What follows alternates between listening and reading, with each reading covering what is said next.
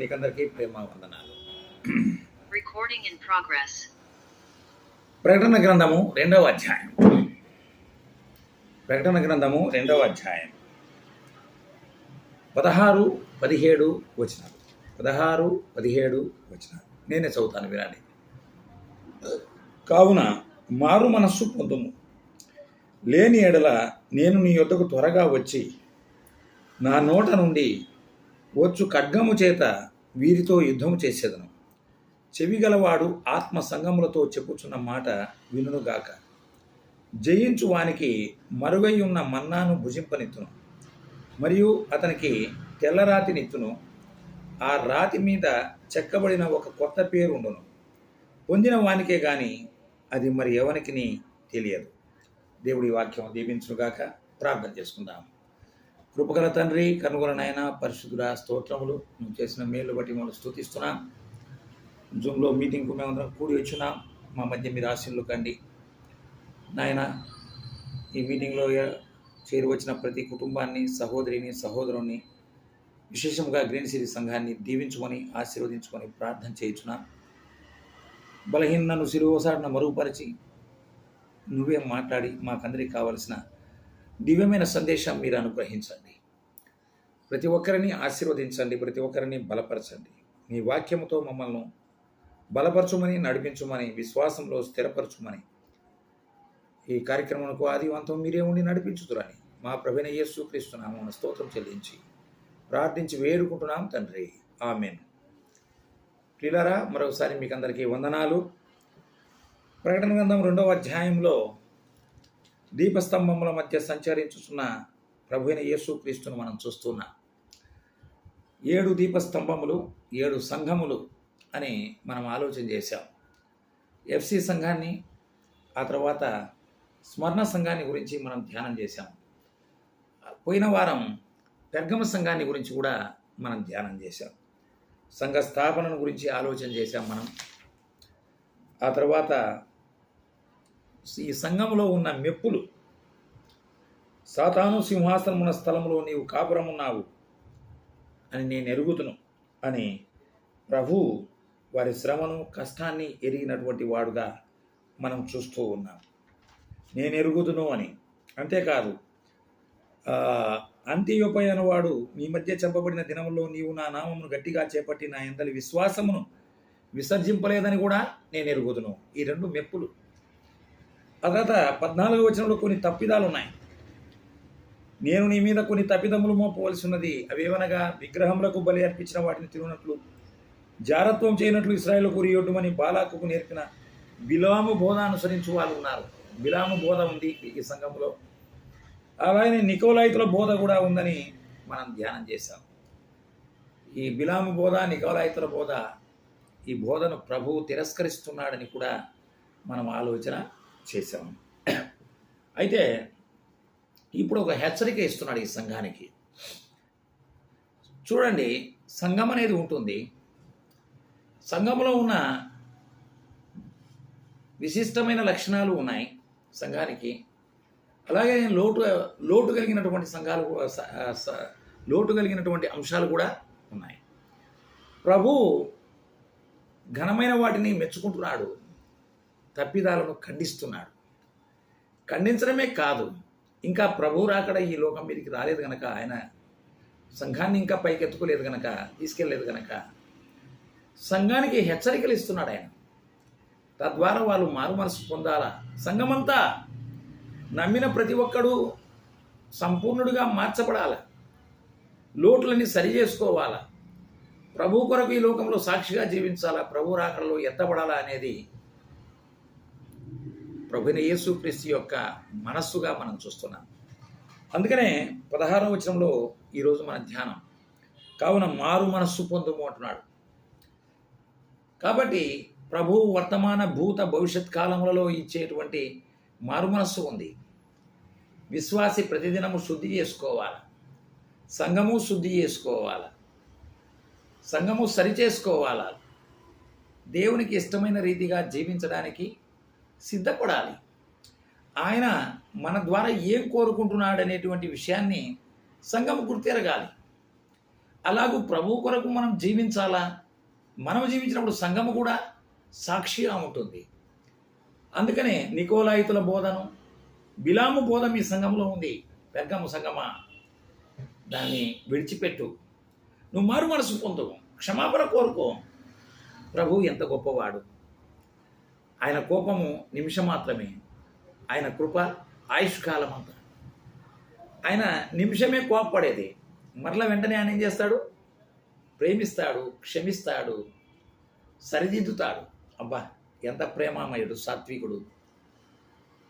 నిరంతరము మానవులను ద్వేషించేవాడు కాదు మన దేవుడు. ఎప్పటికైనా మనుషులు మారాలా అనేది ఆయన ఉద్దేశం. మనుషులు మారాలా, విశ్వాసులు కూడా మారాలా, సంఘము కూడా మారాలా, సంపూర్ణ సిద్ధి పొందాలా. అది మారు మనస్సు పొందుము అంటాడు. ఈ మధ్య నేను ఒక పుస్తకం రాశాను, మనస్సు అని. త్వరలోనే రాబోతుంది బయటికి. దాంట్లో మారు మనస్సు అనేది ఒక చాప్టర్. మారు మనస్సు, ఏక మనస్సు, స్థిరమైన మనస్సు, అహంకారం మనస్సు, మరి ఇవన్నీ టాపిక్స్. దాంట్లో వివేచన గల మనస్సు, అంత సువార్త ఎక్కువగా ఉంటుంది. దయచేసి అందరూ తీసుకోండి, చదవండి. త్వరలోనే వస్తుంది, ఒక 10 రోజుల్లోనే ప్రింట్ అయి రాబోతుంది. ప్రియులారా, మారు మనస్సు పొందము అంటున్నాడు. చాలామంది అంటారు, ప్రభువు నమ్ముకున్నాము, ఇక మాకేం ఏది వచ్చినా మాకేం కాదులే అనుకుంటాను. కానీ మారు మనస్సు పొందాలా, దినదినము శుద్ధి చేసుకోవాలా, ప్రభు సన్నిధిలో సంపూర్ణులుగా నిలబడాలనేది దేవుని యొక్క ఉద్దేశం. చూడండి, లేని ఎడల నేను నీ యొద్దకు త్వరగా వచ్చి నా నోట నుండి వచ్చు ఖడ్గము చేత వీరితో యుద్ధము చేసేదను అంటున్నాడు. ప్రియులారా, మారు మనసు పొందండి, లేని ఎడల త్వరగా వచ్చి నా నోట వచ్చు ఖడ్గములతో వీరితో యుద్ధం చేయదునంటున్నాడు. వీరు, అది సున్నా చుట్టుకోయా, వీరు అనే మాట అంటే ప్రభువు రోషము, ప్రభు కోపము సంఘమంతటి మీద లేదు. అయ్యా, సంఘమంతటి మీద లేదు. ఎవరి మీద ఉంది? ఎవరైతే ఇతరులను తప్పు త్రోవలోకి నడిపిస్తారో, తప్పు బోధలోకి ఎవరైతే నడిపిస్తారో వారిపైనే ప్రభువైన యేసుక్రీస్తు వారు యుద్ధం చేస్తున్నారు. సంఘము స్థితి వెరుగు, సంఘములో నాయకుల యొక్క మనస్సు వెరుగు, సంఘములో విశ్వాసుల యొక్క మనస్సు వెరుగు. అందుకనే తప్పుదోవ పట్టించేవారు, తప్పుడు బోధలు చేసేవారు మారు మనస్సు పొందాలి. దేవుని యొక్క హెచ్చరిక అది. దానికి ఏం వాడుతున్నాడు? నా నోట నుండి వచ్చు ఖడ్గము చేత అంటాడు. అయ్యా, నా నోట నుండి వచ్చు ఖడ్గము. మనకందరికీ తెలుసు, హెబ్రీ పత్రిక 4:12 అదే కదా. ఆయన వాక్యము 2 అంచులు గల ఖడ్గము, ఈ దేవుని వాక్యము సజీవమై బలము గలదై 2 అంచుల గల ఎటువంటి ఖడ్గము కంటేనూ వాడిగా ఉంది, ప్రాణాత్మలను కీలను మూలను విభజించున్నట్టుగా దూరుచు హృదయం యొక్క తలంపులను ఆలోచనలను శోధించుచున్నది. 2 అంచుల గల ఖడ్గము. పోయిన పాఠంలో మనం చదివినాం, రోమీలు 2 అంచుల గల ఖడ్గాన్ని వాడతారు అని. అలాగనే మన ప్రభువైన యేసుక్రీస్తు యొక్క వాక్యము కూడా 2 అంచుల గల ఖడ్గం. మనుషుల యొక్క తలంపులను మూలుగులతో సహా ఛేదించి మన జీవితాలను, మన బండారాలను బయటికి చూపిస్తుంది అది. అప్పుడైనా మనం ఏం చేయాలా? మారు మనస్సు పొందాలా. చూడండి, అంతేకాదు ఈ వాక్యము, ఈ ఖడ్గము ఖండిస్తుంది. రెండవది, ఖడ్గము తీర్పునకు కూడా సాదృశ్యం. ఖడ్గము తీర్పునకు సాదృశ్యం. చూడండి, యోహాను సువార్త 12వ అధ్యాయం. యోహాను సువార్త 12వ అధ్యాయం 48వ వచనం. 48.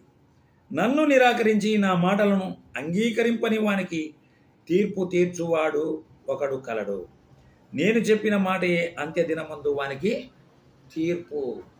యేసు ప్రభు మాటయే తీర్పు. ఆయన నీతిగల న్యాయాధిపతి. న్యాయము తీర్చువాడు ఆయనే, శిక్షించువాడు ఆయనే. ఇప్పుడైతే మాత్రం ఆయన ప్రేమించువాడు, ప్రేమామయుడు, దయామయుడు, కరుణామయుడు, ఎంత పాపినైనా కరుణించి కాపాడేటువంటి వాడు, హక్కున చేర్చుకునేవాడు.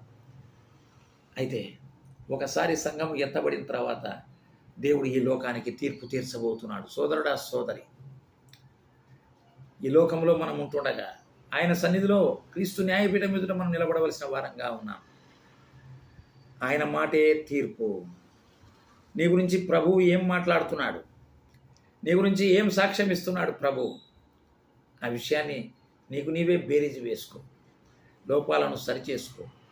ప్రభు సన్నిధిలో సమ్మతి గల మనస్సు, ఈ చాప్టర్ కూడా ఉంది నా పుస్తకంలో. సమ్మతి గల మనస్సుతో విశ్వాస యాత్రలో మనం సాగవలసిన వారంగా ఉన్నాం.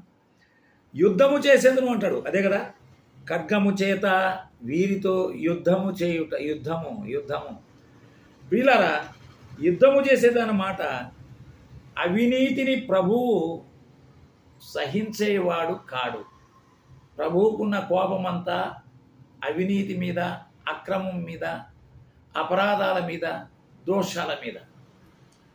అవినీతిని ప్రేమించడు ఆయన, అవినీతిని ద్వేషించేవాడు. చూడండి, హెబ్రీ పత్రిక 1వ అధ్యాయము 9వ వచనం. హెబ్రీ పత్రిక 1వ అధ్యాయము 9వ వచనం.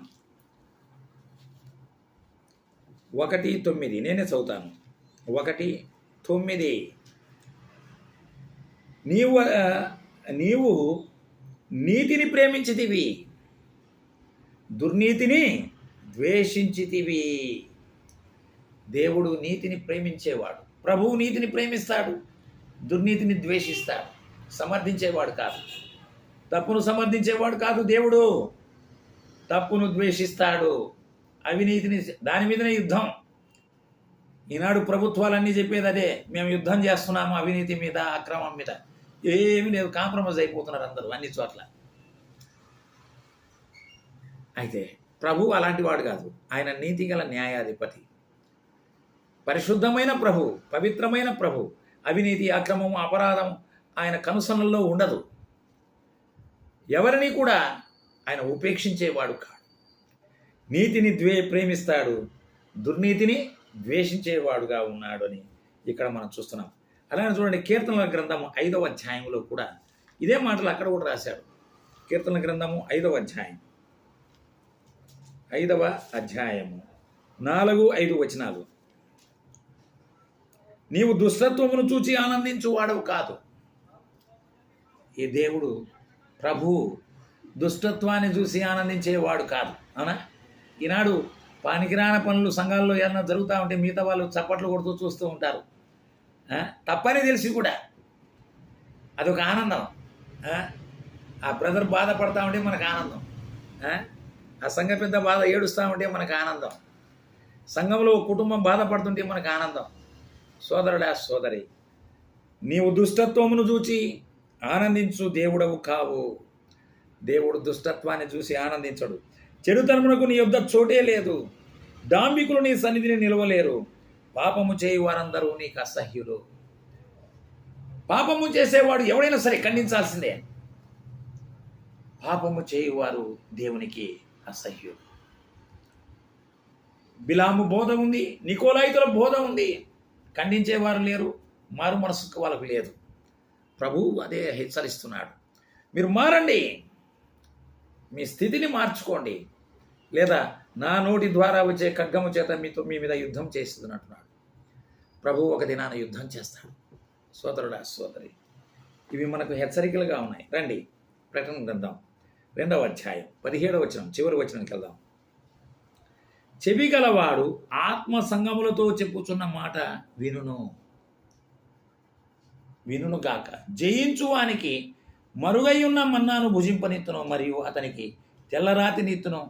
ఆ రాతి మీద చెక్కబడిన ఒక కొత్త పేరుండును. పొందిన వానికే కానీ అది మరి ఎవనికి నీ తెలియదు. జయించువానికి మరుగై ఉన్న మన్నాను భుజింపనిత్తును. మరలా ఇక్కడ అంటాడు, జయించుట. ఏమిని జయించాలా? అక్రమాన్ని, పాపాన్ని, అతిక్రమాన్ని, వాటిని జయించాలా.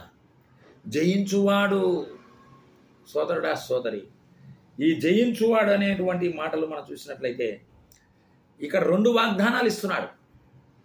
జయ జీవితము కలిగినటువంటి వారికి 2 వాగ్దానాలు. ఒకటి, మరుగై ఉన్న మన్నాని ఇస్తానంటున్నాడు. రెండవది, తెల్లరాతిని ఇస్తాను అంటున్నాడు. ఈ 2 వాగ్దానాలు ప్రభువే చేస్తున్నాడు. ఎవరికి?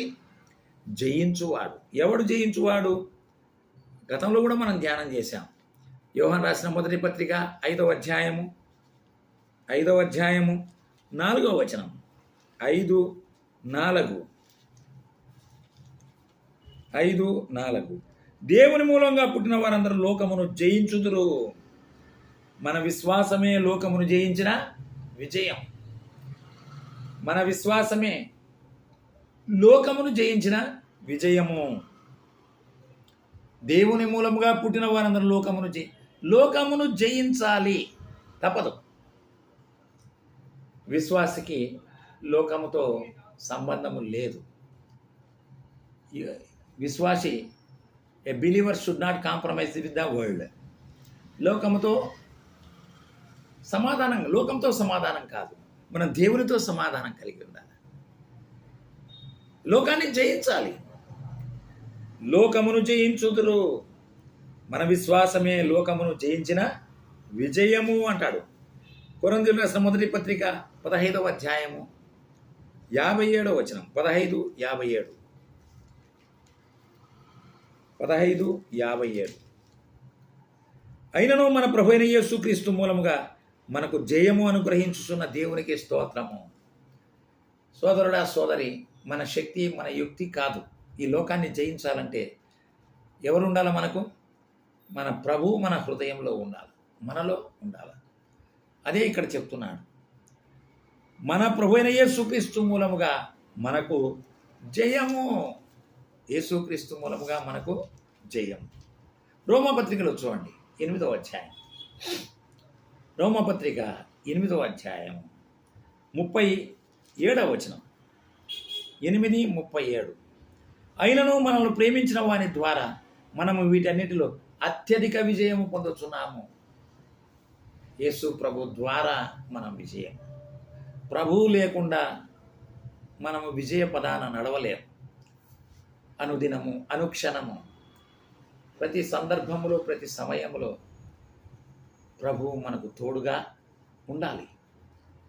ఆ విధంగా ప్రభువుతో సహవాసం, అన్యోన్య అనుబంధం మనం ఎప్పుడైతే కలిగి ఉంటామో అప్పుడే మనము దీవెన పొందుతాము. ఈ లోకముపై విజయాన్ని పొందగలుగుతాము. ఇప్పుడు రండి ఇక్కడికి. జయించు వానికి అనే విషయాన్ని మనం ఆలోచన చేశాం. మరుగై ఉన్న మన్నాను భుజింపనిత్తును. మరుగు, మన్నా. ఐగుప్తు దాసత్వం నుంచి విమోచించబడిన ఇశ్రాయేలీయులు 40 సంవత్సరాలు అరణ్య యాత్ర చేసినప్పుడు అరణ్యంలో వారికి త్రాగడానికి నీళ్లు లేవు, తినడానికి ఆహారం కూడా లేదు. దాదాపు 24 లక్షల మంది ప్రజలు. దేవుడు వారిని మన్నాతో పోషించాడు. గుర్తుంచుకోండి, కీర్తనల గ్రంథం 105లో ఆ మాట ఉంది. దేవదూతలు భుజించు ఆహారమును నేను వారికి ఇచ్చితిని అంటాడు. ఆహారము కురిపించబడింది ఆకాశము నుండి. ఆకాశము నుండి మన్నాను పంపిన దేవుని స్తుతించదము. పిల్లరా, ఎంత ఆశ్చర్యం! ఈనాడు ప్రపంచమంతా మంచు కురుస్తూ ఉంది, స్నోఫాల్. అవునా? ఈ సంవత్సరం ప్రపంచమంతా కూడా స్నోఫాల్ ఎక్కువ. మనకు లేవులేండి, ఉత్తర ప్రాంతాలన్నీ స్నోఫాల్ ఎక్కువ. అయితే 40 సంవత్సరాలు తండ్రి అయిన దేవుడు ఐగుప్తు దాసత్వం నుంచి విమోచించబడిన ఇశ్రాయేలీయులను ఆకాశం నుండి మంచు వలె రోజు మన్నా కురిపించారు.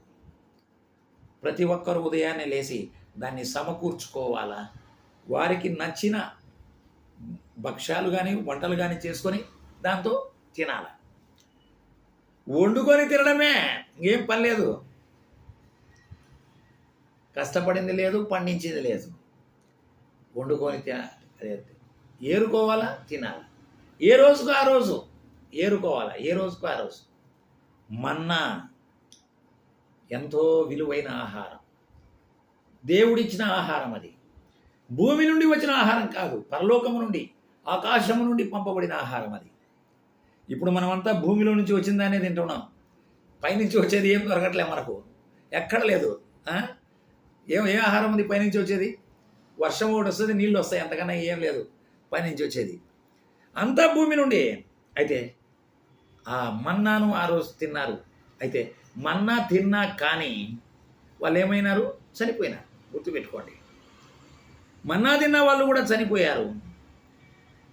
బ్రతికారా? లేదు. వారు మన్నా భుజించి కూడా చూడండి, మొదటి కొరింథీ పత్రిక 10వ అధ్యాయంలో, కొరింథీయులు రాసిన మొదటి పత్రిక 10వ అధ్యాయం 10వ అధ్యాయము 3వ వచనం. అందరూ ఆత్మ సంబంధమైన ఒక్క ఆహారంని భుజించిరి, అందరూ ఆత్మ సంబంధమైన ఒక్క పానీయమునే పానము చేసిరి.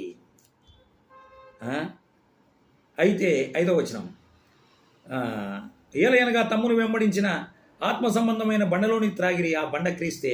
అయితే వారిలో ఎక్కువ మంది దేవునికి ఇష్టలుగా ఉండలేకపోయిరి కనుక అరణ్యములో సంహరింపబడిరి.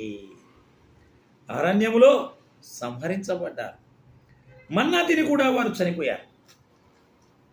అయితే ప్రకటన గ్రంథంలో అంటున్నాడు కదా, జయించువానికి మరుగై ఉన్న మన్నాను నేను ఇస్తాను అంటున్నాడు. ఆ మన్నా మన ప్రభువైన యేసుక్రీస్తే. యోహాను సువార్త 6వ అధ్యాయం 46వ అధ్యాయము 49వ వచనం, 47. విశ్వసించువాడే నిత్య జీవం గలవాడు, జీవాహారము నేనే. మీ పితరులు అరణ్యములో మన్నాను తినను చనిపోయిరి. అరణ్యములో తిన్న మన్నా తిని చనిపోయారు. ప్రతివాడు తిని చావకుండానట్లు పరలోకము నుండి దిగి వచ్చిన ఆహారము ఇదే. పరలోకము నుండి దిగి వచ్చిన జీవాహారము నేనే. ఎవడైనా ఈ ఆహారం భుజిస్తే వాడు ఎల్లప్పుడూ జీవించును. నేనిచ్చు ఆహారము లోకమునకు జీవము కొరకైన నా శరీరమే అని మీతో నిశ్చయముగా చెప్పుచున్నాను. పరలోకము నుండి దిగి వచ్చిన ఆహారం మన ప్రభువైన యేసుక్రీస్తు. అది నా శరీరము అని అంటున్నాడు. ప్రతి ఆదివారం మనం జ్ఞాపకం చేసుకుంటున్నాం, అవునా? ఇది నా శరీరం అని ప్రభువు ఇచ్చినటువంటి శరీరము సదృశ రొట్టెలో మనం పావుల పంపులు పొందుతున్నాం. ఆరాధన ఎంత విలువైనది! మన్నా కన్నా విలువైనటువంటిది ప్రభు శరీరాన్ని మనం భుజిస్తున్నాం. ప్రభువు నమ్మిన మనం ఎంత ధన్యులం. ఈ మన్నా తినువాడు పరలోకానికి కొనిపోబడతాడు, ప్రభుతో కూడా సదాకాలం ఉంటున్నాడు. అదే ఇక్కడ అంటాడు, మరుగై ఉన్న మన్నాను మీకు భుజింపనిత్తును అంటున్నాడు. ఎందుకు ఇది మరుగై ఉన్న మరుగు అనే మాట మనం ఒక ఆలోచన చేద్దాం. చూడండి, కొరింథీయులు రాసిన మొదటి పత్రిక 1వ అధ్యాయం. మరుగు. ఎందుకు ఈ మన్నా మరుగైపోయింది? ఈ మన్నా అంటే ప్రభువైన యేసుక్రీస్తే కదా. యేసు ప్రభు మరుగైపోయి ఉన్నాడు, అవునా? దానికి కారణం ఏందో మనం చూద్దాం. 1వ అధ్యాయము 21వ వచనం. దేవుని జ్ఞానానుసారముగా లోకము తన జ్ఞానము చేత దేవుని ఎరుగకుండినందున. ప్రభువైన యేసుక్రీస్తును ఎరగకుండా పోవడానికి కారణం ఏందయ్యా అంటే లోకములో ఉండే జ్ఞానం. మనుషుల జ్ఞానం ఎక్కువైపోయింది. దేవుడు లేడండి అంటున్నారు. నిన్న ఒక యూట్యూబ్ ఛానల్లో నేను ఒక పోస్ట్లో ఒకరు పెడితే చూశాను. చైనాలో ఒక ఆమెను ఇంటర్వ్యూ చేశారు. ఇక్కడ ఏ రిలీజియన్ ఎక్కువగా మీరు పాటిస్తారు అంటే 90% మంది మేము ఏ రిలీజియన్ పాటించము, ఓన్లీ 10% మంది రిలీజియన్ పాటిస్తాము అని అన్నారు. కారణం ఏంటి అని అడిగితే అసలు మేము దేవుడు ఉన్నాడని మేము నమ్మట్లేదు అంటాం. మేము వీఆర్ ఆల్ ఎథిస్ట్ అంటారు. 90% మంది వాళ్ళు అంటున్నారు, మా కష్టం మీద మా శ్రమ మీదనే మేము ఆధారపడతాం కానీ దేవుని మీద మేము ఆధారపడము అంటున్నారు. వీళ్ళారా, ఈ లోక జ్ఞానము చేత దేవుని ఎరుగకున్నారు. ఈ రకరకాల ఈ మెథడ్స్, అడ్వాన్స్డ్ సైన్స్ డెవలప్మెంట్స్ తోటి ప్రజలు దేవునికి దూరం అయిపోతున్నారు. దేవుని మహిమను, దేవుని కృపను పొందలేకపోతున్నారు. చాలా విచారకరమైనటువంటి పరిస్థితిని ఈనాడు లోకంలో మనం చూస్తున్నాం. లోక జ్ఞానము చేత దేవుని ఎరుగకుండినందున, అందుకనే ఈ లోకమును ఎవడు జయిస్తాడో వాడు మాత్రమే యేసు ప్రభువును చూడగలుగుతాడు. ఈ లోకమును జయించాలంటే ఏం కావాలా? విశ్వాసము. ఈ లోకమును జయించినది మన విశ్వాసమే. విశ్వాసము ద్వారా తప్ప ఎవడును దేవుని చూడలేడు. ఆ తర్వాత చూడండి, ఇక మొదటిది అయిపోయింది. జయించువానికి మరుగై ఉన్న మన్నాను భుజింపనిత్తును. అంటే ఈ లోకమును, లోకాశలను జయించేటువంటి వాడికి మరుగై ఉన్న మన్నా మన ప్రభువైన యేసుక్రీస్తును అనుగ్రహిస్తానంటున్నాడు. ఆయనే మీతో కూడా ఉంటాను అంటున్నాడు. రెండో విషయాన్ని చూద్దాం. మరియు అతనికి తెల్ల రాతిని ఇత్తును. White stone, marble stone. పూర్వకాలంలో న్యాయాధిపతుల దగ్గర 2 రాళ్ళు ఉండేటి అంట, నల్లరాయి, తెల్లరాయి. నేర చరిత్ర కలిగినటువంటి వారిని, ముద్దాయిలను విచారిస్తూ ఉన్నప్పుడు వాదోపవాదాలు జరిగిన తర్వాత ఎవడైతే ఆ నేర విచారణలో నిర్దోషిగా కనపడతాడో వారికి తెల్లరాతిని ఇస్తారు, దోషికి నల్లరాయిని ఇస్తారట. ఆనాడు ఉన్నటువంటి అది ఒక వాడుక. ఆ తెల్లరాయిని చూపించాడా వాడు బతికిపోయినట్లు లెక్క, నిర్దోషి. అదే విషయాన్ని ఇక్కడ తెలుపుతున్నాడు. అతనికి నేను తెల్లరాతిని ఇత్తును. ఎవరికి? జయించు వానికి తెల్లరాతిని ఇత్తును. కారణం ఏందయ్యా అంటే క్రీస్తు యేసునందు మనకందరికీ విడుదల. రోమా 8:1. కాబట్టి క్రీస్తు యేసునందున్న వారికి ఏ శిక్ష విధి లేదు. క్రీస్తు వలన మనం తెల్లరాతిని సంపాదించుకుంటున్నాం. ఎఫ్సి పత్రిక 1:7. ఆయన రక్తం వలన మనకు విమోచన. ఎఫ్సి 1:7లో ఆయన రక్తం వలన, యేసు రక్తము, ఎర్రని రక్తము వలన మనకు తెల్లరాయి దొరికింది. మన మీద నేరం లేకుండా పోయింది. కొలసై 1:14. విమోచన. అక్కడ కూడా విమోచన. యేసు రక్తము మనను విమోచిస్తూ ఉంది. 1 యోహాను రాసిన పత్రిక 1:7. యేసు రక్తం ప్రతి పాపం నుండి మనల్ని పవిత్రులుగా చేస్తుంది. ప్రియులారా, జయించు వానికి తెల్లరాతిని ఇత్తును. ఆ రాతి మీద ఏముంటుందంట? ఆ రాతి మీద చెక్కబడిన ఒక కొత్త పేరు ఉండును. విడుదలైన వాడికి కొత్త పేరు. అవునా? మనమంతా క్రీస్తును నమ్మి ప్రాచీన స్వభావాన్ని పోగొట్టుకొని నవీన స్వభావంలో మనం ప్రవేశించాం. కాగా ఎవడైనా క్రీస్తు యేసునందున్న యెడల వాడు నూతన సృష్టి. ఇదిగో పాతవి గతించాను. క్రీస్తులో నూతన సృష్టి, క్రీస్తులో నూతన శక్తి, క్రీస్తులో నూతన జ్ఞానం, క్రీస్తులో నూతన జీవితం, క్రీస్తు ద్వారా నూతన ఔన్నత్యం. ఇవన్నీ మనం పొందుకున్నాం. మనము కాదు. మన పేర్లు జీవ గ్రంథంలో రాసి పెట్టబడి ఉన్నాయి. అదే సమయంలో మనకు కొత్త పేరు కూడా తెల్లరాతి మీద చెక్కి ప్రభువు మనకు అనుగ్రహిస్తూ ఉన్నారు. ఇక్కడ చూడండి, ప్రకటన 3:12లో ఉంది. 3:12లో జయించు వానిని, ఫిలదెల్ఫియా సంఘానికి రాస్తూ, జయించు వానిని నా దేవుని ఆలయంలో ఒక స్తంభముగా చేశాను. అందులో నుండి వాడు ఇక మీదట ఎన్నటికీ వెలుపలికి పోడు. మరియు నా దేవుని పేరును, పరలోకములో నా దేవుని యొద్ద నుండి దిగివచ్చుచున్న నూతన యెరూషలేమును, నా దేవుని పట్టణం పేరును, నా కొత్త పేరును వాని మీద రాసేదను. కొత్త పేరు మన మీద రాస్తాడట. మనకు రాస్తాడు. మన పేరు కూడా రాతి మీద చెక్కుతాడు. ఇదే ప్రవచనం చూడండి. యెషయా గ్రంథంలో ప్రవచనం కూడా ఉంది. 62వ అధ్యాయం. యెషయా గ్రంథం 62వ అధ్యాయం 2వ వచనం. జనములు నీ నీతిని కనుగొనును, రాజులందరూ నీ మహిమను చూచెదరు. యెహోవా నియమింపబోవు కొత్త పేరు నీకు పెట్టబడును. యెహోవా నియమింపబోవు కొత్త పేరు నీకు పెట్టబడును. కొత్త పేరు. ప్రియులారా, మన జీవితాలనే మార్చివేశాడు ప్రభువు. మన బ్రతుకులను మార్చాడు, మన దిశ మార్చాడు, మన గమ్యం మార్చాడు. మన నడక, మన తీరు, మన గురి, అవన్నీ క్రీస్తు ద్వారా మనం మార్చబడినాము. మన గురి అంతా క్రీస్తు వైపే ఉన్నది. విశ్వాసం కర్తయు దాన్ని కొనసాగించువాడైన యేసు వైపు చూస్తూ ఓపికతో ఈ పరుగు పందెములో, విశ్వాసయాత్రలో మనం సాగవలసిన వారంగా ఉన్నాం. అక్కడ అంటాడు చూడండి, ఎక్కడ? 2:17. ఇందాక మనం చదువుకున్నాం ప్రకటన. కొత్త పేరుండును అంటున్నాడు. రాతి మీద చెక్కబడిన ఒక కొత్త పేరుండును. పొందిన వానికే కానీ అది మరి ఎవరికి తెలియదు. ఎవరు పొందారో వాళ్ళకే తెలుస్తుంది.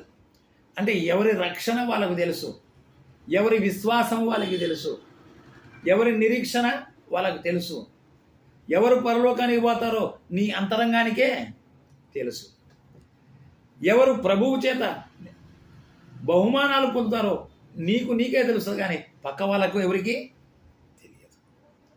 అదే ఇక్కడ అంటాడు 63వ కీర్తన, కీర్తనల గ్రంథం 63వ కీర్తన 63వ కీర్తన 4వ వచనము 5వ వచనం 4-5. నా మంచం మీద నిన్ను జ్ఞాపకం చేసుకుని రాత్రి జాముల యందు నిన్ను ధ్యానించున్నప్పుడు క్రొవ్వ మెదడు నాకు దొరికినట్లు నా ప్రాణము తృప్తి పొందుచున్నది. ఎవరి ఆనందం వారిదే. నీవు ప్రభువులో ఆనందించున్నట్లు ఎలా ఆనందిస్తున్నావు ఆ విషయం నాకు తెలియదు, నేను ఎలా ఆనందిస్తున్నానో ఆ విషయం నీకు తెలియదు. పొందువానికే తెలుసు, ఆనందించువాడికే తెలుసు. ఉత్సహించు పెదవులతో నా నోరు నిన్ను గూర్చి గానం చేస్తున్నది. కాగా నా జీవితకాలం అంతయు నేను ఇలాగూ నిన్ను స్తుతించేదను, నీ నామమును బట్టి నా చేతులెత్తేదను అంటున్నాడు. ప్రియులారా, పొందువానికి తప్ప మరెవరికి ఈ విషయాలు తెలియవు. అర్థమైందా సోదరుడా? ఎవరి కథ వారిది. పొందిన వానికే. సోదరుడా, సోదరి, వాక్యం వింటున్నాం. మీరు క్రీస్తును కలిగి ఉన్నారా? ఏ విధంగా కలిగి ఉన్నారు? మీ అనుభవ జీవితంలో క్రీస్తు ఎలా ఉన్నాడు? ఎలా నువ్వు అనుభవిస్తున్నావు ప్రభు యొక్క ఆనందమును, సంతోషమును, ఆయన సహవాసమును? పొందిన వారికే కానీ మరి ఎవరికి తెలియదు. ప్రతి ఒక్కరూ క్రీస్తు యొక్క అనుభవాన్ని వ్యక్తిగత జీవితంలో కలిగి ఉండాలని ఈ వాక్యం ద్వారా కోరుచున్నాను. ఇంకో మాట చెప్పి నేను ముగిస్తాను. 17వ వచనంలోను, చెవి గలవాడు ఆత్మసంగములతో చెప్పుచున్న మాట వినుగాక. సార్వత్రిక సంఘము, అన్ని సంఘాలకు ప్రభువు హెచ్చరిక ఇస్తున్నాడు. అంతే కదా? చెవి గలవాడు ఆత్మ సంఘములతో చెప్పుచున్న మాట. సంఘములతో, ఇది సార్వత్రిక సంఘానికి గురించినటువంటి మాట. ప్రపంచంలో ఉండే అన్ని సంఘాలకు సంబంధించిన మాట. వినండి సంఘమా, వినుము. సంఘాలు వినుము. ప్రతి సంఘానికి ప్రభువు ఇచ్చుచున్న హెచ్చరిక. ఆత్మ సంఘములతో చెప్పుచున్న మాట వినుగాక. చెవిగలవాడు వినుగాక. చెవిగలవాడు వినుగాక.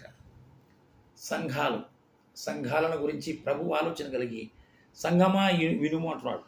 దీనికి కారణం ఏందయ్యా అంటే, ఇది ప్రభువు ఇచ్చినటువంటి ఒక గొప్ప ఆహ్వానం. ప్రతి సంఘానికి, లోకంలో ఉన్న అన్ని సంఘములారా వినండి, లోబడండి ఈ సత్యానికి.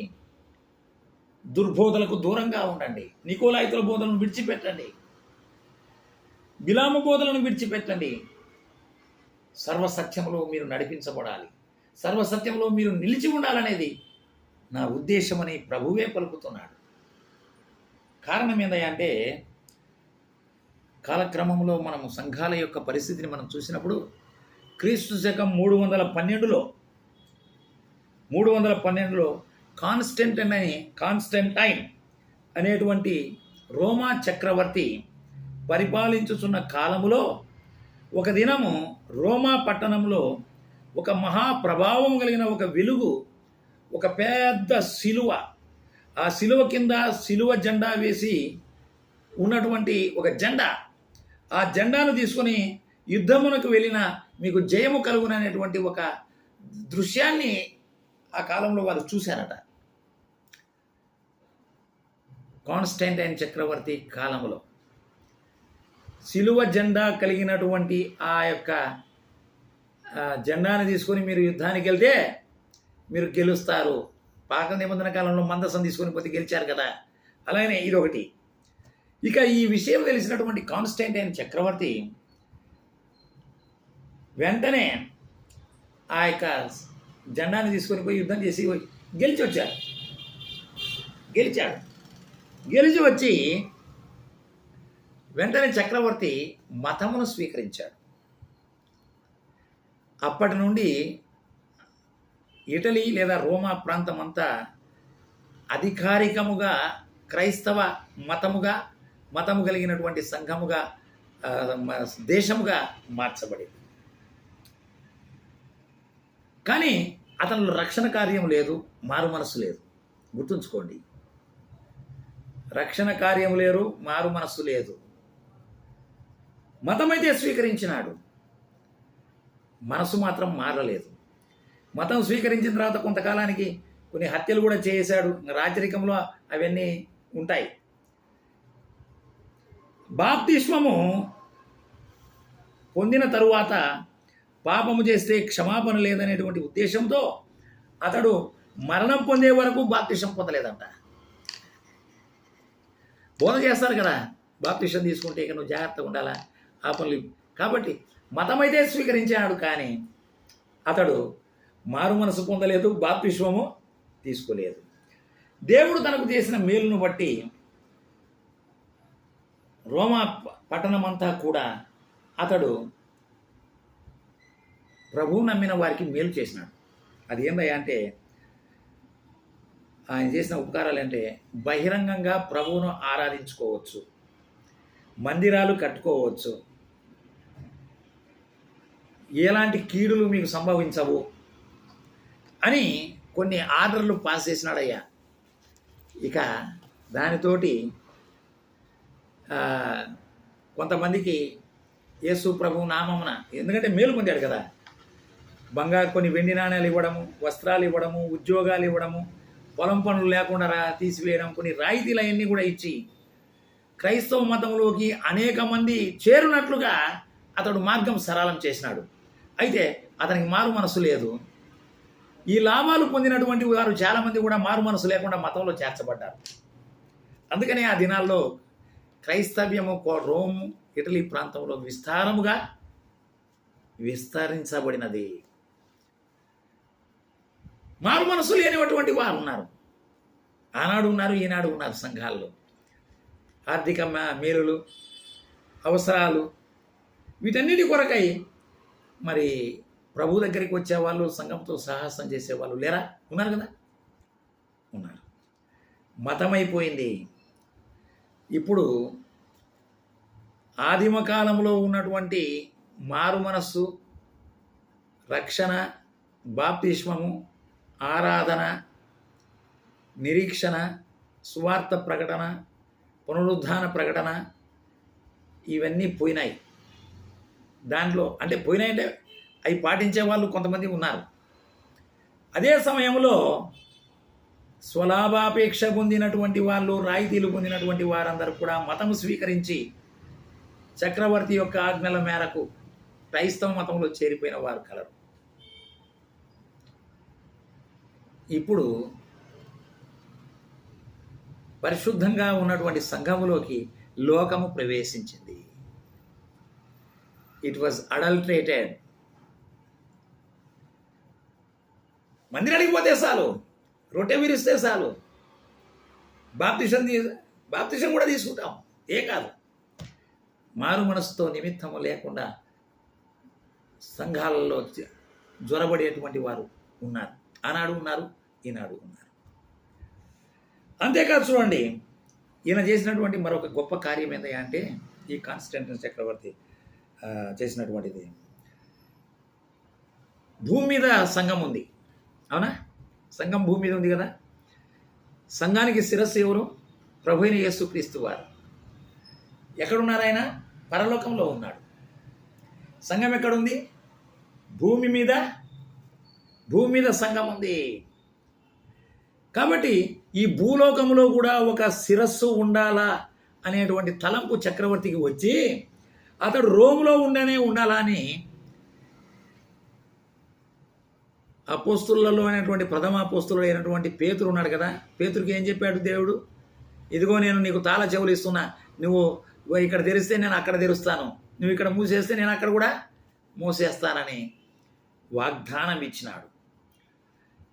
అప్పటి నుండి రోము పట్టణంలో ఎప్పుడు కూడా అంటే పేతురును ఒక బిషప్గా చేసేసాడు. అప్పుడు పేతురు లేడనుకోండి, అయితే ప్రథమ బిషప్ ఆయన. ఆ తర్వాత రోమా పట్టణానికి ఒక బిషప్ ఉండాలని ఆ బిషప్నే ఆ యొక్క సంస్కృతి దాన్ని ప్రవేశపెట్టాడు. అలాగూ క్రీస్తు శకము 590లో రోమా పట్టణానికి మొట్టమొదటిసారిగా ది ఫస్ట్ గ్రేరర్ మొదటి గ్రేరర్ అనేవాడు పోపుగా నిర్ణయించబడ్డాడు. అలాగూ పోపు సంస్కృతి వచ్చింది. పోపు అతడు దేవుని ప్రతినిధి. పరలోకంలో ఉన్న ప్రభువును మనం చూడలేం, కానీ ఇక్కడ భూలోకంలో పోపును చూడొచ్చు అనేటువంటి సంస్కృతి తీసుకొచ్చారు. ఆ చట్టాన్ని తీసుకొచ్చాడు. ఆ చట్టము అమలైపోయింది. ఆ దినాల్లో ఇది సరికాదని చాలామంది భక్తులు ఎదిరించారు, కానీ వాళ్ళ సంఖ్య అల్పమైనందువలన వారి వాదన నిలబడలేకపోయింది. అప్పటి నుండి మనస్సు లేని వారు సంఘంలో ప్రవేశించడం వలన ఈ తప్పుడు సిద్ధాంతాలు బాగా విస్తరించినాయి. క్రీస్తు దైవత్వమును నిరాకరించేటువంటి ఒక సమాజం కూడా ఏర్పడింది. అప్పటి నుండే సంఘ కాపరులకు రెవరెన్లు, అలంకార భూషణలు, వస్త్రాలు, ఆధిపత్యము, అలంకార పటములు, ఈ పూజా విధానము, చిన్నపిల్లలకే బాప్తిష్యాలు ఇవ్వడము, ఇలాంటి తప్పుడు సిద్ధాంతాలన్నీ సంఘంలోనికి వచ్చేసినాయి, నాయకుల్లోనే వచ్చేసినాయి. దీనికి కారణము కాన్స్టంటైన్ చక్రవర్తి అతడు మారు మనసు పొందకుండా తనకు కలిగిన మేలును బట్టి తన దేశాన్ని క్రైస్తవ దేశముగా ప్రకటించడము, మతం మారడము, దానివల్ల కల్తీ అయిపోయి లోకమంతా ఆనాడు భరిస్తుంది, ఈనాడు భరిస్తుంది. ఈనాడు ప్రపంచంలో ఉండే క్రైస్తవులు ఎంతమంది పరలోకానికి పోతారో మనం చెప్పలేము. ఎంతమందికి విశ్వాసం ఉందో కూడా మనము చెప్పలేము. అయితే వారి విశ్వాసమును బట్టి వారు పరలోకానికి కొనుక్కోబడతారు. అయితే లోకంలోనికి, సంఘంలోనికి లోకం ప్రవేశించింది. పర్వాలేదు అనేటువంటి సంస్కృతి వచ్చింది. అదే ఇక్కడ చూడండి, కొరింథీయులు రాసిన మొదటి పత్రిక, కొరింథీయులు రాసిన మొదటి పత్రిక, కొరింథీయులు రాసిన రెండవ పత్రిక 6వ అధ్యాయం 14. మీరు అవిశ్వాసులతో విజ్జోడుగా ఉండకుడి. నీతికి దుర్నీతితో ఏమి సాంగత్యం? వెలుగుకు చీకటితో ఏమి పొత్తు? క్రీస్తువు బెలియాలతో ఏమి సందర్భం? అవిశ్వాసితో విశ్వాసితో పాలెక్కడిది? దేవుని ఆలయమునకు విగ్రహములతో ఏమి పొందిక? మనము జీవం గల దేవుని ఆలయమై ఉన్నాము. అందుకు దేవుడు ఇలాగ సెలవిచ్చు, నేను వారిలో నివసించి సంచరింతును, నేను వారి దేవుడినైందును, వారు నా ప్రజలై ఉందురు. కావున మీరు వారి మధ్య నుండి బయలుపడి ప్రత్యేకముగా ఉండుడి, అపవిత్రమైన దాన్ని ముట్టకుడని ప్రభువు చెప్పుచున్నాడు. కాబట్టి ప్రియులారా, ఈనాడు సంఘములో కూడా ఈ అపవిత్రత ప్రవేశించింది. ఏదో స్వలాభాలు, రోగం పోయిందనో, లాభం వచ్చిందనో, అనుకున్నది జరిగిందనో, ప్రభువును మేము ప్రార్థించినా మాకు జరిగిందనో, ఇలాగూ మారు మనసు లేకుండానే సంఘములో చేరినటువంటి వారు బాప్తిష్టం తీసుకొని హృదయానుసారమైన మనస్సు లేకుండా, ప్రభు మనస్సు లేకుండా శరీర సంబంధులే నాయకులు అయిపోతున్నారు. ఎప్పటికైనా గుర్తుంచుకోండి, ఆత్మ సంబంధులు ఎప్పుడు బలహీనంగానే ఉంటారు, ప్రభు మీద ఆనుకుంటారు. కఠినమైన నిర్ణయాలు తీసుకోలేరు, తిరుగుబాట్లు చేయలేరు. సంఘంలో ఉండి ప్రభు నమ్ముకున్నామని విశ్వాసయాత్రలో సాగేటువంటి వారు శరీర సంబంధులుగా ఉన్నటువంటి వారే తిరుగుబాట్లు చేయగలరు, దేన్నైనా ఎదిరించగలరు, తారుమారు చేయగలరు, తిమ్మిని బెమ్మిని చేయగలరు. ఈనాడు సంఘాలు, లోక సంబంధులు సంఘములో నాయకత్వాన్ని భరించుట ద్వారా సంఘాలు శ్రమ అనుభవిస్తున్నాయి. నిజమైన విశ్వాసులు ఎదిరించలేక గొర్రెల వలె వధించబడుతూ ఉన్నారు, బాధింపబడుతూ ఉన్నారు. ఈ సంగతిని మనం జ్ఞాపకం చేసుకోవాలి. కాబట్టి ప్రియులారా, సంఘములో కల్తీ, అవునా? యాకోబు రాసిన పత్రిక 4:4 ఉంది, వ్యభిచారులారా, ఈ లోకముతో స్నేహము దేవునితో వైరమని మీరు ఎరుగరా?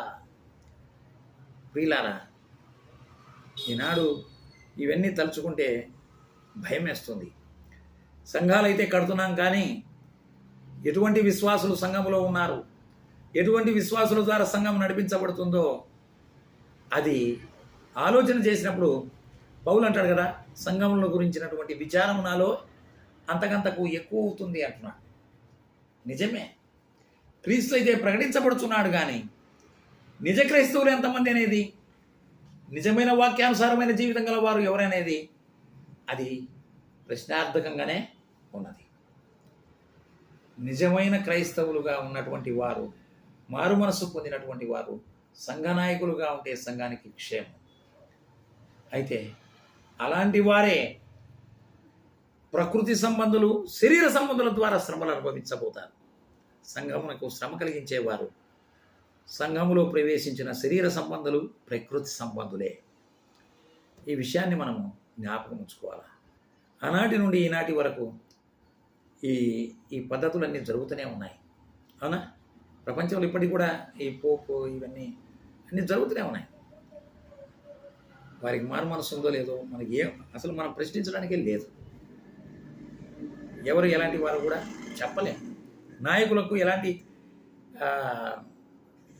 ఎలాంటి స్వభావం వారు కలిగి ఉన్నారు, క్రీస్తుని ఏ విధంగా వారు అనుభవపూర్వంగా ఎరిగి ఉన్నారో కూడా మనం చెప్పలేనటువంటి స్థితిలో ఉంది. అందుకని మత్తయి సువార్తలో ఈ మాట చెప్పి ముగిస్తాను. మత్తయి సువార్తలో ఉపమానం చెప్తాడు. మత్తయి సువార్త 13వ అధ్యాయం 30వ వచనం. 13:30. కోతకాలం వరకు రెండింటినీ 29వ వచనం కూడా చదువుతాం చూడండి. అందుకు అతడు వద్దు, గురుగులను పెరుగుతుండగా, ఎందుకని ఇక్కడి నుంచి చదివినట్లయితే మనకు తెలుస్తుంది. 25 నుంచి, మనుషులు నిద్రించుతుండగా అతని శత్రువు వచ్చి గోధుమల మధ్య గురుగులు విత్తిపోయెను. అయ్యా, సంఘంలో మనుషులు ఉన్నారు, విశ్వాసులు ఉన్నారు, గురుగులు ఉన్నారు. గోధుమ చెట్లు ఉన్నాయి, అలానే గురుగు చెట్లు ఉన్నాయి. ఇది శత్రువు చేసిన పని అని 28వ వచనంలో అంటాడు. అందుకు అతడు అంటున్నాడు కదా, వద్దు, గురుగులను పెరుగుతుండగా వాడిని కూడా ఒకవేళ గోధుమలు పెళ్ళగింతురు, నేను పోయాక గురుగులన్నీ పీకేస్తానంటున్నాడు. గురుగులు పీకేస్తే నిజమైన విశ్వాసులు కూడా దెబ్బతింటారు. అందుకని ప్రభు అంటున్నాడు 30వ వచనంలో, కోతకాలం వరకు రెండింటినీ కలిసి ఎదగనీయుడి. కోతకాలం వరకు గురుగులను ముందుగా కూర్చి వాటిని కాల్చివేసి కట్టలు కట్టి గోధుమలను నా కొట్టులో పెట్టుడని కోతగాన్లతో చెప్పుడి. గోధుమలను కోసి వాటినేమో ఊడ్చి అంతా కోట్లలోకి వెళ్ళిపోతాయి. గురుగులు ఎక్కడికి వెళ్తాయి? కాల్చివేయబడతాయి. అర్థమైందా సోదరా? అర్థమైందా? అదే విషయాన్ని ప్రకటన గ్రంథములో కూడా ఎక్కడో ఉందయ్యా. అపవిత్రంగా ఉండువాన్ని ఇంకా అపవిత్రంగానే ఉండనిమ్ము. ఇదిగో నేను త్వరగా ఇదిగో 22:11. ప్రకటన గ్రంథం 22:11. అన్యాయము చేయవాడు ఇంకను అన్యాయమే చేయనిమ్ము, అపవిత్రుడైన వాడు ఇంకను అపవిత్రుడుగానే ఉండును, నీతిమంతుడు ఇంకా నీతిమంతుడుగానే ఉండును, పరిశుద్ధుడు ఇంకా పరిశుద్ధుడుగానే ఉండును. ఇదిగో త్వరగా వచ్చుచున్నాను, వాని క్రియలు చొప్పున ప్రతి వానికి ఇచ్చుటకు నేను సిద్ధపరిచిన జీతం నా యొద్ద ఉన్నది. ఈ గురుగులే అన్యాయస్తులు. అవునయ్యా, సంఘంలో ఉన్నవారే అన్యాయస్తులు. ఈ గురుగులే అపవిత్రులు, అన్యాయస్తులు. వారు న్యాయంగా బ్రతికే వారిని బాధిస్తారు, నీతిమంతులను హింసిస్తారు. అయితే వాళ్ళను ఉండని అంటున్నాడు. ఆ గురుగులను ఎలా ఉంచాడో గోధుమలను కోతకాలం వరకు 2 ఉంటాయి. అంటే సంఘంలో ఈ శ్రమలు మనం అనుభవించక తప్పదు. ఈ శ్రమలు, ఈ కష్టాలు ఇవన్నీ అనుభవించక తప్పదు. వాళ్ళు ఉంటారు, వీళ్ళు ఉంటారు ఒకే సంఘంలో. శరీర సంబంధాలు ఉంటారు, ఆత్మ సంబంధులు ఉంటారు. ఇదిగో నేను త్వరగా వచ్చుచున్నాను, వాని క్రియలు చొప్పున ప్రతి వానికి ఇచ్చుటకు సిద్ధపరిచిన జీతం నా యొద్ద ఉన్నది. ఒక దినాన ప్రభు వస్తాడు, సిద్ధపరిచిన జీతము మనకు ఇవ్వబోతున్నాడు. కాబట్టి ప్రియులారా, మనం ఈ లోకంలో గొప్ప ఛాలెంజ్, అవునా? విశ్వాస జీవితం అనేది ఏంటి? ఛాలెంజ్. బయటికి వారికి సువార్త చెప్పడంలో ఛాలెంజ్ ఉంది. లోపల ఉండే శరీర సంబంధాలు, ఆత్మ సంబంధాలతో పోరాటంలో కూడా ఛాలెంజ్ ఉంది. వీటన్నింటినీ ఎదుర్కొని విశ్వాసి నిలబడాలి. నిలబడినప్పుడే నమ్మకమైన దాసురాని ప్రభు బహుమానాలు ఇచ్చేటువంటి వాడుగా ఉన్నాడు. అందుకనే మనకు ఓర్పు, సహనము అవసరమై ఉన్నది. తప్పుడు బోధలను ఖండించుదాం, లోకాన్ని కూడా ఖండించుదాం. సంఘములో లోకం ఉండకూడదు. సంఘము పవిత్రంగా ఉండాలా, పరిశుద్ధంగా ఉండాలా. ఆత్మ చెప్పుచున్న మాటలు చెవిగలవాడు వినుగాక. సంఘములకు దేవుడు చెప్పుతున్నటువంటి ఈ మాటలు ప్రతి సంఘము విని ఆచరించి ప్రభువు కొరకు నమ్మకంగా పరిశుద్ధంగా జీవించవలసిన వారంగా ఉన్నాం. లోపాలు ఉంటే సరి చేసుకోవాలా, మారు మనసు పొందాలా, ప్రభువు దగ్గర క్షమాపణ పొంది దీవెనలతో ప్రభువు యొక్క యాత్రలో, విశ్వాస యాత్రలో సాగవలసిన వారంగా ఉన్నాం. దేవుడి వాక్యం మన కొరకు దీవించుగాక. ఆమేన్. Thank you brother.